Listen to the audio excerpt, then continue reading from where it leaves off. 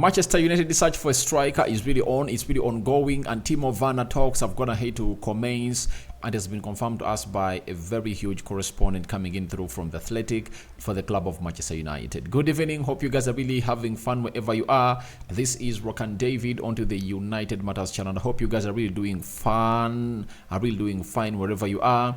And Chop Moting is also in there. We are having Amad Diallo in the mix. Then Álvaro Fernández being considered to be called back to City that United getting some money to obviously spend into the January transfer window. Smash the like button, comment and share. If you're already watching us for the very first time, endeavor to subscribe to this channel so as not to miss out on stories that we do upload in here on a daily. And we started off the day with a video, Erik ten Hag and Sir Jim Ratcliffe obviously burying their hatchets to obviously see to it that they are on the same page, and here we get into the mix of the centre forward situation at the club of Manchester United. Now, first and foremost, we thank God for the gift of life, the Muslims.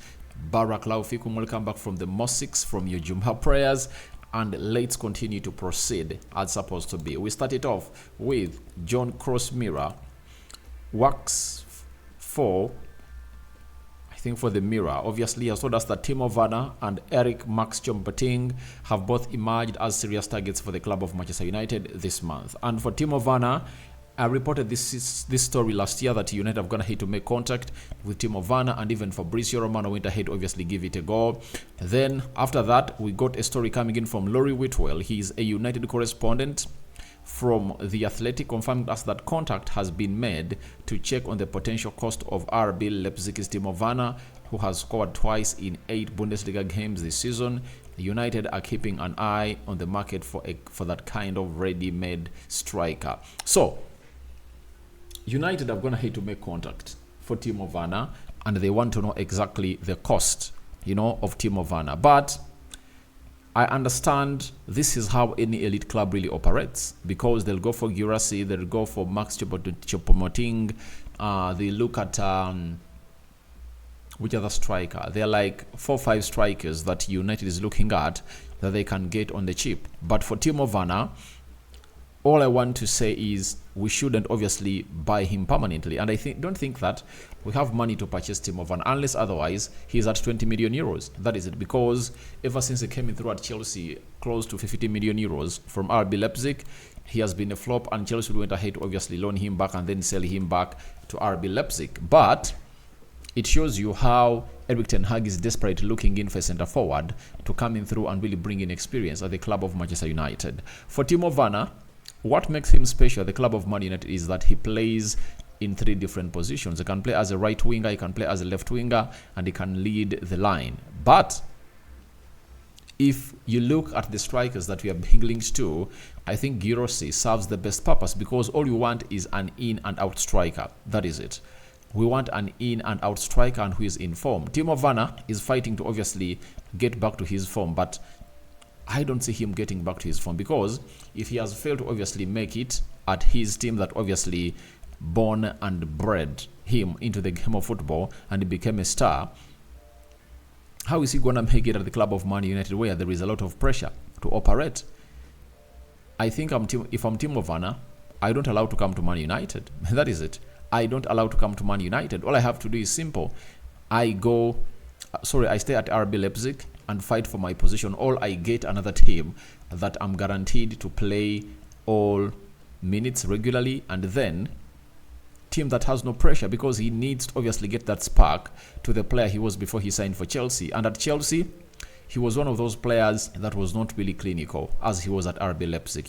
He lost his scoring boots at Chelsea, and he was not that centre forward that you would think Chelsea had gone ahead to get from RB Leipzig. Look at Nkunku coming through at Chelsea, and his impact was really felt immediately. He's a number 9, and he has gone ahead to obviously prove everyone that I can really get going and really score very many goals for this club of Chelsea. Something that Timo Werner didn't do. It took him a lot. It took him forever to see to it that he really scores goals for Chelsea. And that's why you saw to it that he was not any favorite for any manager apart from Frank Lampard. So, amid his work rate, I don't see a lot of things he offers. But at Man United right now, I wouldn't really like to see us considering him, because we have very many players that play onto the right and left attacking side of the midfield. For example, on the left, we are having Rashford, Garnacho, there is Pelestri can play there. You get? Then, on the right, Anthony, Amadi Diallo, Facundo Pelestri. We are loaded.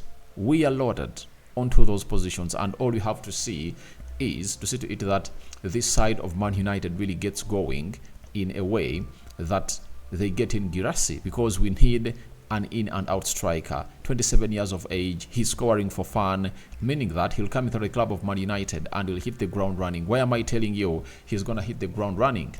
The team of United is going to be fully packed, you know, when it comes to the end of January. And I know they're not going to obviously proceed a lot into the African Cup of Nations, and he'll obviously make it to Man United if at all he's signed. So, if you're having Casemiro, Rafael Varane, Bruno Fernandes, Rashford, Garnacho, Eriksson, Luke Shaw, Dalot, I think that structure is enough to obviously create a lot for our number 9. So, I would like to see him going in for competition with Rasmus Højlund, because I know he will obviously put in some huge experience that Højlund doesn't have, and Højlund has a lot to learn from Guirassy. And I don't think that he has a lot to learn from Timo Werner, because Timo Werner is a Chelsea reject, and I wouldn't like to see him come at the club of Man United in this season. If you tell me that in the summer you go ahead and really sign him, he goes ahead to have a very good preseason in the club of Man United,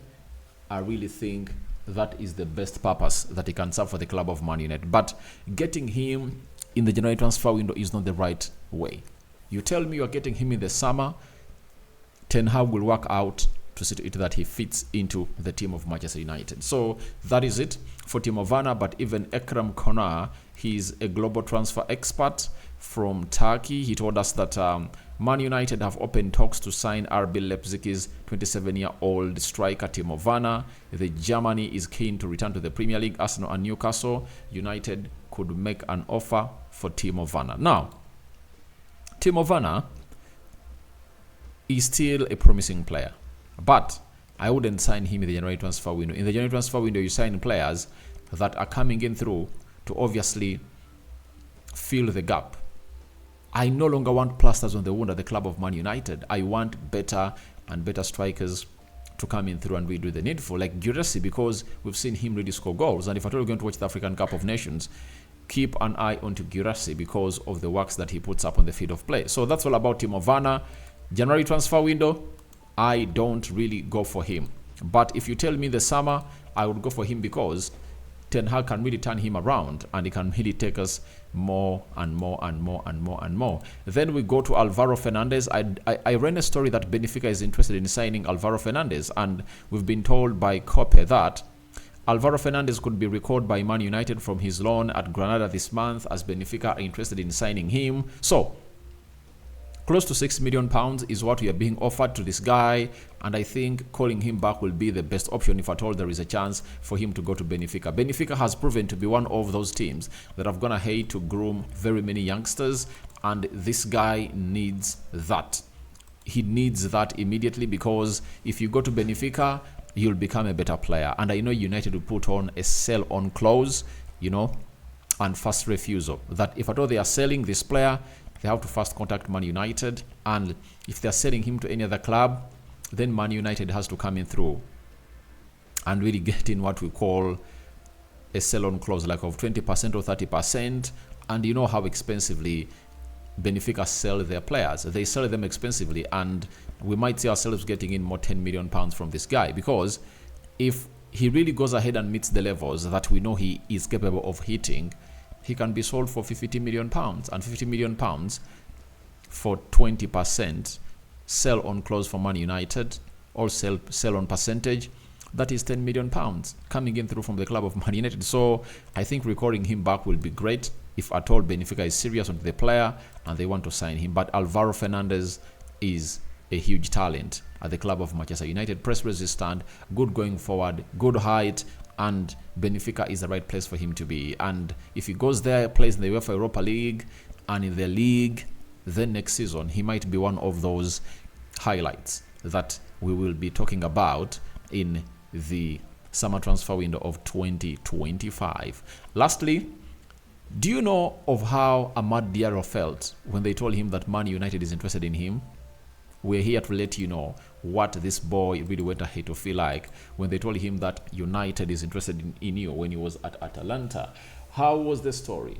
The story was as follows. I remember I was at home and the director called me and said, Amad, Man United want to sign you.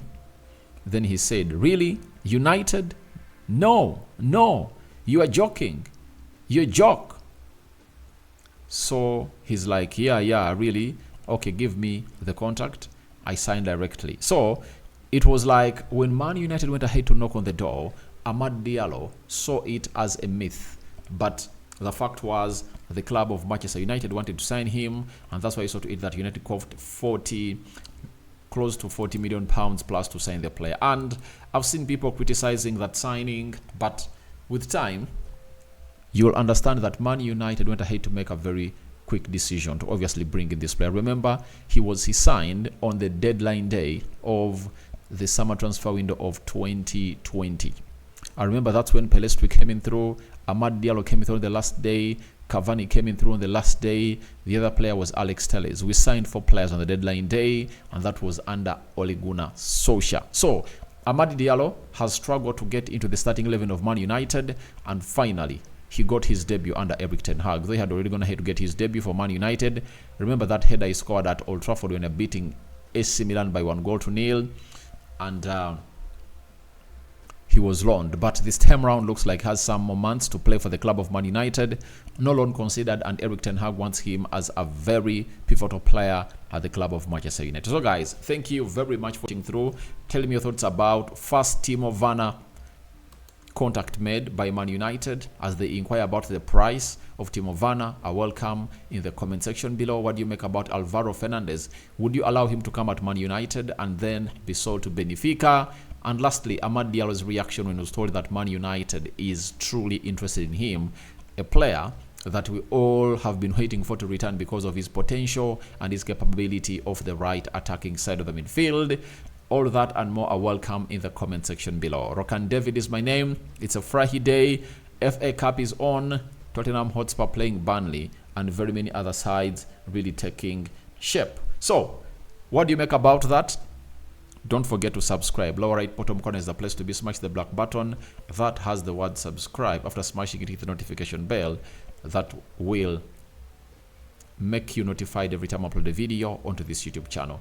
We sign out. Man United, second story of the day. More is yet to come, and I think the match preview will be coming in through tomorrow morning because we are playing on Monday. So I'll throw it in tomorrow morning and see who is starting and who is going to be benched as Casemiro and Lisandro Martinez, Rasmus Højlund, or return into the first team of Manchester United. We out.